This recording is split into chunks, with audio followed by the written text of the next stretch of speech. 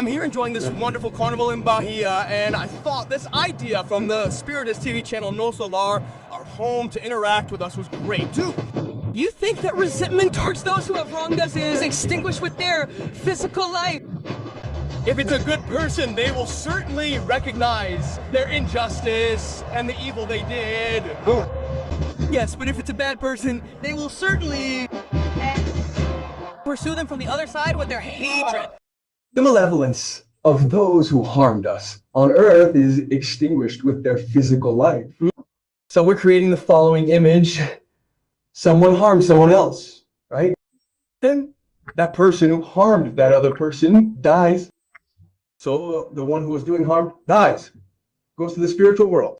And then the question is, if it ends with life on earth does the evil, the resentment, anything they have against you, against me, or against someone else also end after they disincarnate? That's the question. When they die, does that malevolence, that wickedness, and that bad thing they did to us also die? Or will he continue to have these same intimate movements? The benefactors will respond like this, folks, very interesting. Often, then, depending on who did the wrong, they often recognize the injustice with which they acted and the harm they caused. But also, so that's why it depends on who did the wrong. It's not uncommon for them to continue to persecute you full of animosity, God willing, to still test you. There are two types of people. One person arrives in the spiritual world and says, my God, how could I have been so crazy as to hurt someone? It doesn't make sense. I understand now that it was wrong. And then I ask the benefactors to help me, even to make amends in some way, to try to help those I hurt to reincarnate, seeking to do something to compensate for the evil I did. In short, I realized that I made a mistake, a foolish act, a childish thing when I hurt someone. Yeah. So I want to repair that. I want to correct it. So that's the first case. Do you think that if God allows this to happen, even to a person after death, it's to continue testing us? Oh, absolutely. God puts us to the test every day. I'm here enjoying Carnival in Bahia, and I really like these questions. Another thing, do you think we can put an end to these grudges against others? And by what means? Oh, yes. We can pray a lot for those who feel resentment towards us. In fact, if we repay evil with evil, we can do the same. Well, these people who harbor resentment towards us will eventually understand their mistakes. And obviously, God willing, because we know that no leaf falls without God's permission, you will face a test. So this disembodied being who will attach themselves to you, if you have a connection with them, will put you to the test. The entire process, therefore, will be a test of your patience, your capacity for forgiveness, and your capacity for meekness. Ultimately, it will be a test of your ability to cope with the adversities caused by this entity, which has now entered the spiritual realm. If you already had a problem with them when they were incarnate, if they bothered you, but you managed to deal with it without confrontation, without returning offense, you would probably also be able to do that after they have passed away. But the problem is that you no longer see this person. You don't know that it's them doing this. Most of the time, you don't know. In particular cases, you may know, but most of the time, you don't. So how to deal with this is the point we will discuss a little bit here too, if that happens. So in short, we have two types of people. One who forgives from the other side, and you stop that process. The other who doesn't forgive. And on the contrary, wants as if to retaliate for an offense, to return an offense, return an offense. In short, they want to harm you. They will continue on the other side. And that's worrying, because you won't see them anymore. You think we should rise above the machinations of those who hold a grudge against us after death? But that's true, because they will cease to do so when they see that they gain nothing. Kardec taught us that experience proves that certain spirits continue their revenge from one existence to another. Kardec also taught us that this is how we will sooner or later atone for the evils we may have caused someone. Well, Kardec concerned about this, of course, imagine the second option. So let's imagine that someone will continue not forgiving you, wanting your harm from the other side. Now getting you, me, right, anyone, we are hypothetically creating this image here. And Kardec asks, can this be brought to an end? That is, can I stop this?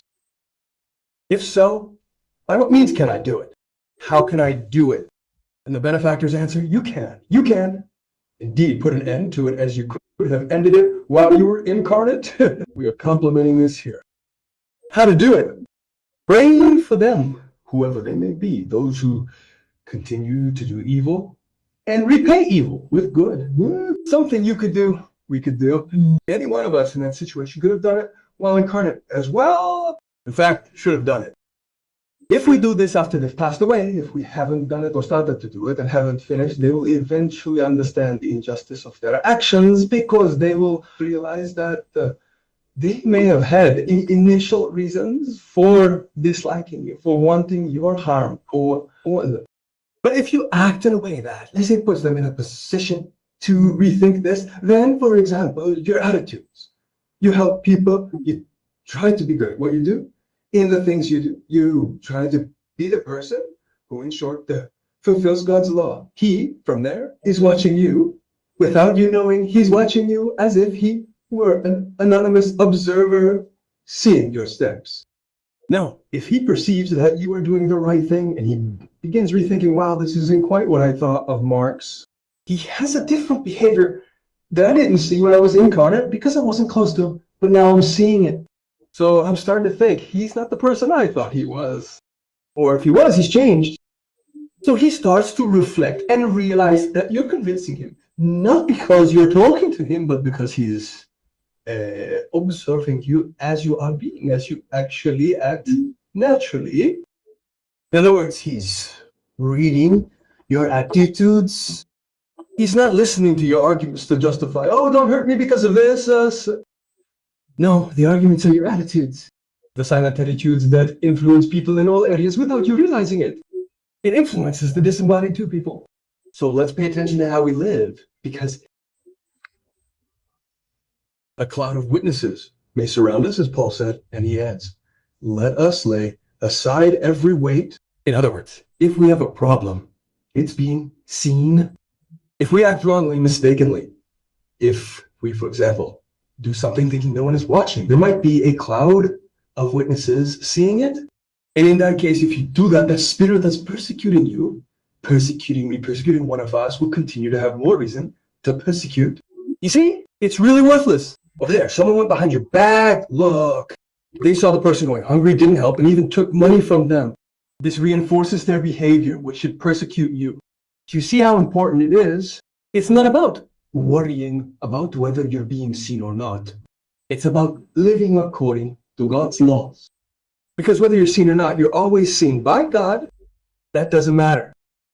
Now, if there's someone incarnate observing you from a distance, as we call influencing by induction, or if they're disincarnate and observing you side by side, you will be impacting their lives in one way or another.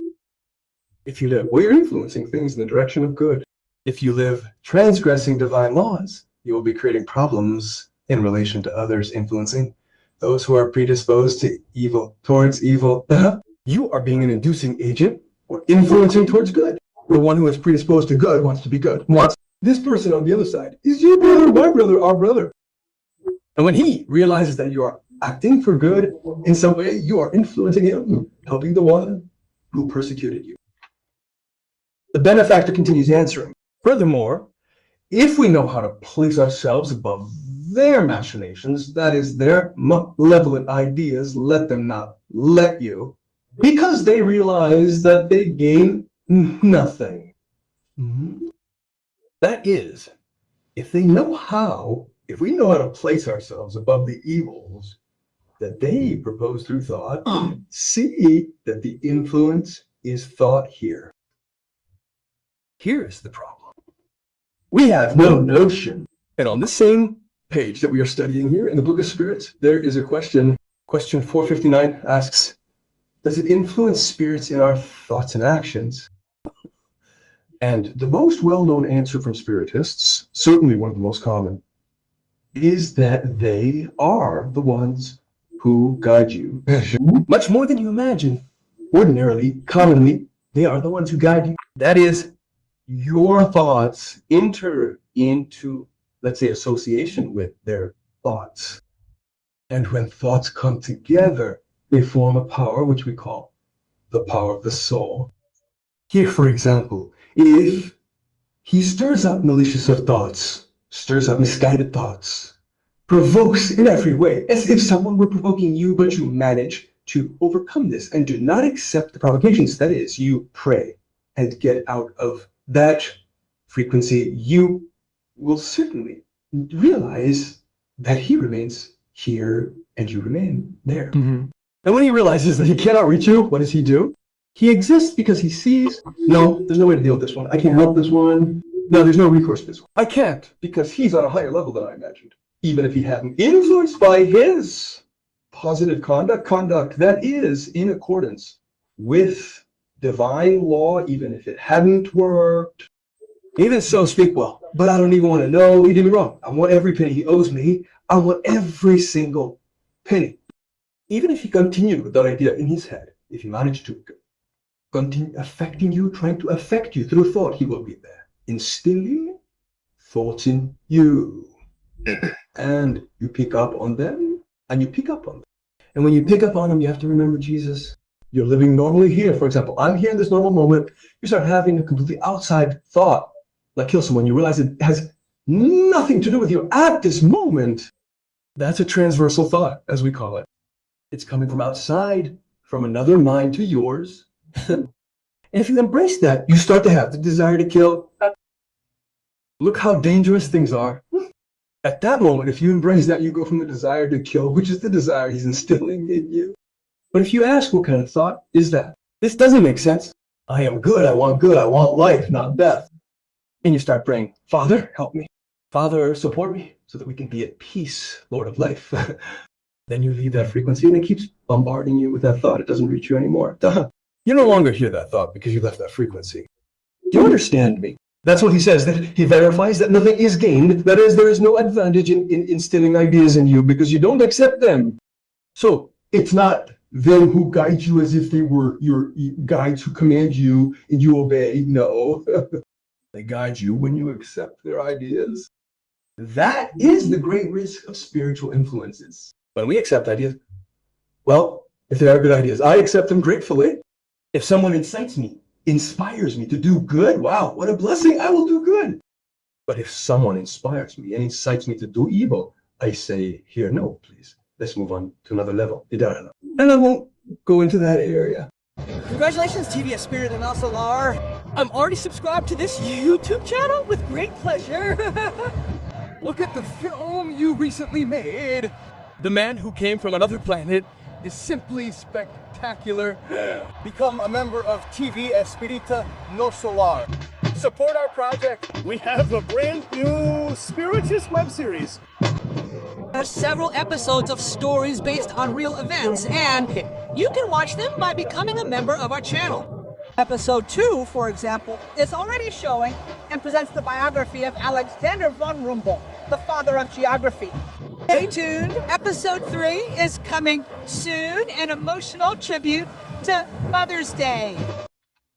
Let's see Allan Kardec's commentary, which further enriches what we read and analyze here. Allan Kardec says, experience that frequent observations, coexistence, right? Right.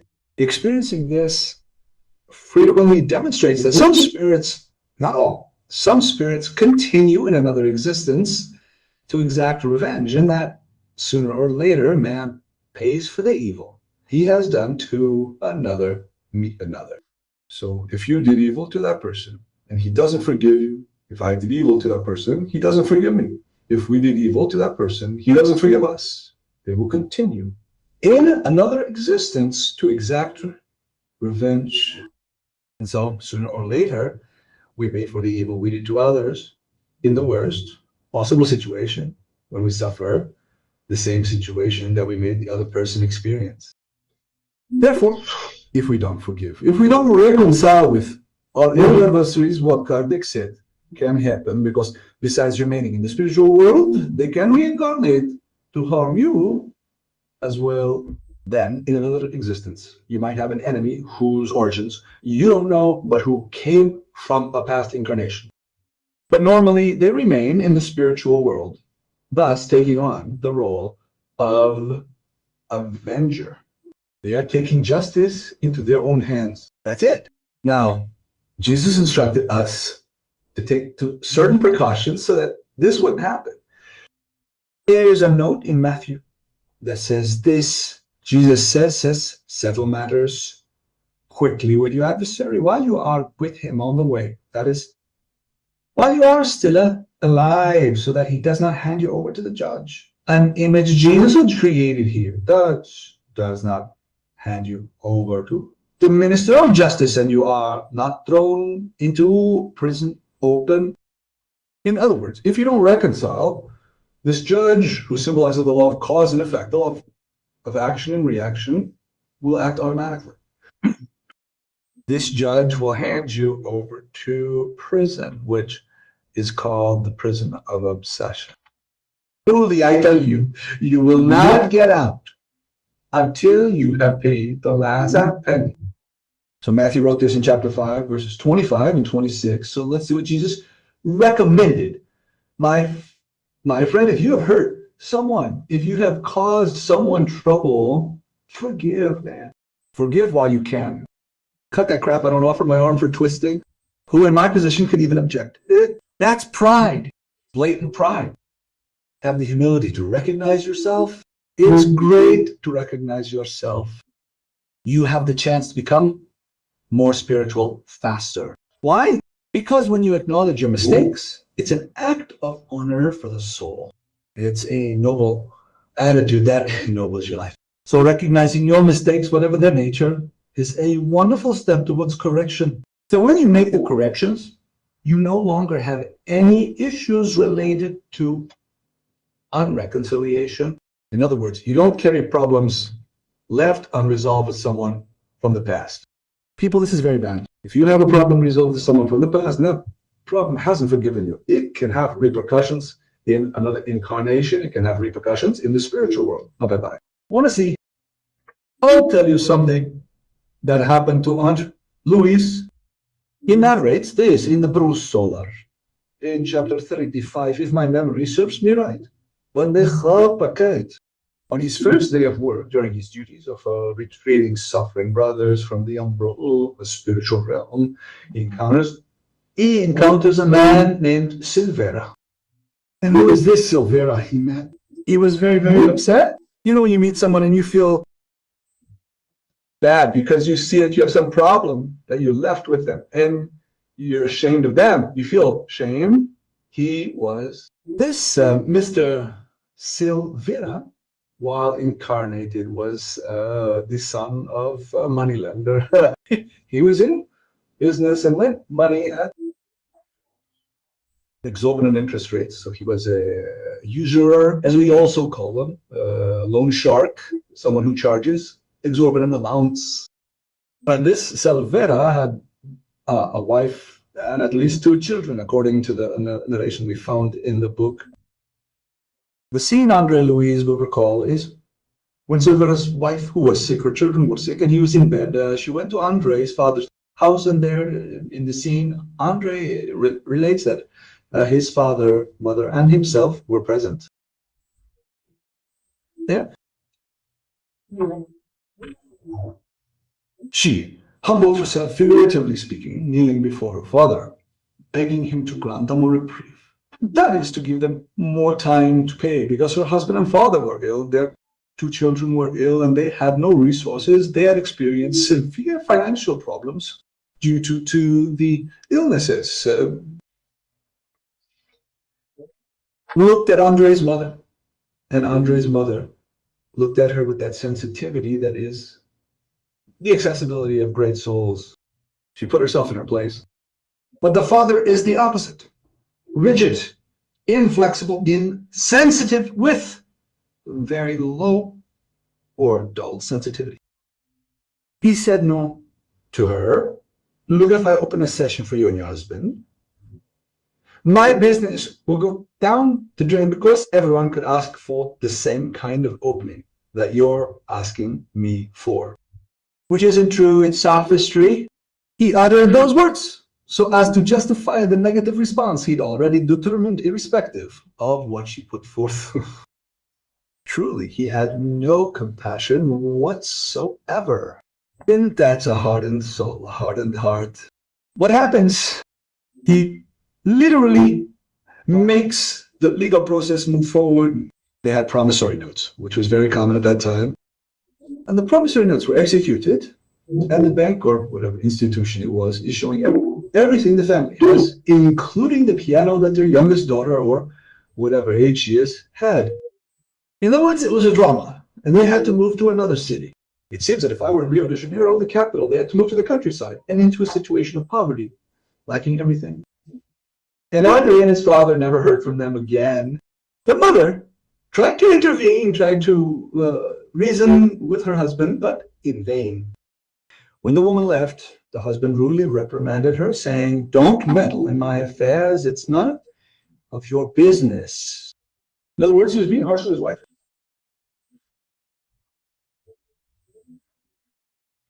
Harsher than he was with his own.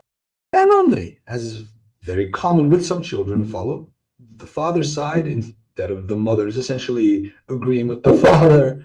"That's right, Dad. You have to do this because otherwise it will be our business, right, Dad?" And when he arrives in the spiritual world, Andre is confronted by this Silvera. What do you think in a situation like this? What a shame to realize what you did here when someone finds you on the other side. But Silvera was a great soul. And Silvera said, "No, Andre, don't worry. Your father was a benefactor to us." Andre was stunned. How could he be a benefactor? If he hadn't taken everything from us, we wouldn't have started over. And it was in the process of starting over in humility, in that initial poverty, that we became spiritualized, valuing things. So your father, without knowing it, was a benefactor to us from a spiritual point of view. So you see, the process continues on the other side. If Silvera hadn't forgiven, imagine what his contact with Andre would have been like. His contact with his father wasn't even possible because his father was in a much denser astral plane than Andre had been and couldn't even make contact. Perhaps if he hadn't forgiven, he would have been persecuting his own father in that astral plane. I'm trying to tell you that the process doesn't end here. The process continues. In the practice of forgiveness, this is what Kardec says in his work, The Gospel According to Spiritism, Chapter 10, Item 6. In the practice of forgiveness, as in general in the practice of good, there is not only a moral effect, there is also a material effect. How so, Kardec? This, as we know, does not free us from our enemies. It doesn't rid us of our enemies. Vengeful spirits often pursue with their hatred not so much those against whom they harbor resentment, hence the falsehood of the proverb that says, when the animal is dead, the poison is dead when applied to man. This doesn't happen with our human beings. So the evil spirit waits for the other whom it wishes harm to be trapped in their incarnate body, and thus less free to more easily torment them, harm their interests, or their dearest affections. People, this is serious. When you are in the body like this, you have a disadvantage compared to those outside, because they see you. They are watching everything, and you are not seeing anything, unless you have evidence of it. And even then, not all clairvoyance allows you to see everything. So sometimes, even with clairvoyance, you don't see the wrongdoer beside you. Therefore, it's important to realize that the most important thing is to reconcile with the adversary while you are on the way. Don't be ashamed to ask for forgiveness. If you have a problem with someone, if I have a problem with someone, if any of us have a problem with someone, go ahead and ask for forgiveness. If they forgive you, wonderful. Blessed be both of you. If they don't forgive you, at least you have the humility, the moral dignity to do so. And you free yourself from that burden because you no longer carry it. Why is this important, even if they don't forgive you? Because when you no longer carry the burden, you no longer have the bond of affinity. You understand me? When you no longer carry the burden because you did what you had to do, if you had to make amends, you made amends too. If you caused a harm to someone, go ahead and pay for that harm. But You don't carry anything that binds you to them, nothing. When you do that, if they pass away and you remain, they find no source of connection. It's like having a socket and a plug. There's no socket for them to plug in. So reconcile quickly with your adversary, as Jesus taught. It's the way to rid yourself of the poison after death.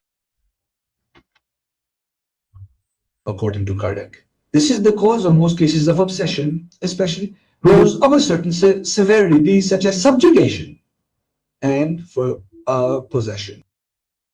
Well, you can later look up chapter 10, item 6. There's another section where Kardec elaborates and other wondrous articles within it. But this is enough for our analysis.